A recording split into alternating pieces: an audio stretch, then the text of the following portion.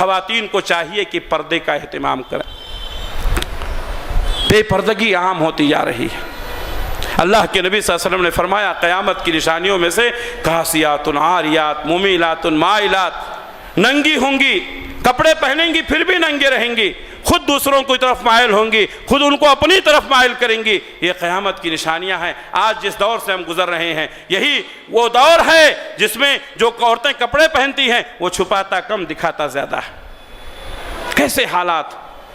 مسلم خواتین بھی اسی رو میں بہہ رہی ہیں۔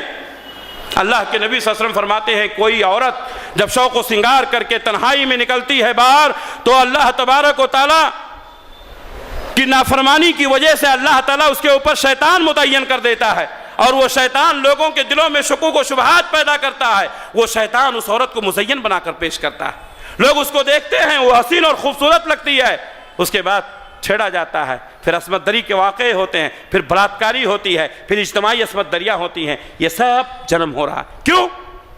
اس لیے کہ ہم نے اسلامی اصولوں کو پامال کیا، ہم نے اسلامی اصولوں کی قدر نہیں کی۔ آخری بات بتا کر کے میں اپنی بات ختم کرتا ہوں۔ باتیں بہت ساری ہیں میرے بھائیوں، یہ اسلام کی تعلیمات کبھی ختم نہیں ہوتی ہے، بولنے والے بولتے رہیں گے، سننے والے سنتے رہیں گے، وقت متعینہ پر جو بات ہو جائے وہی اصل ہے۔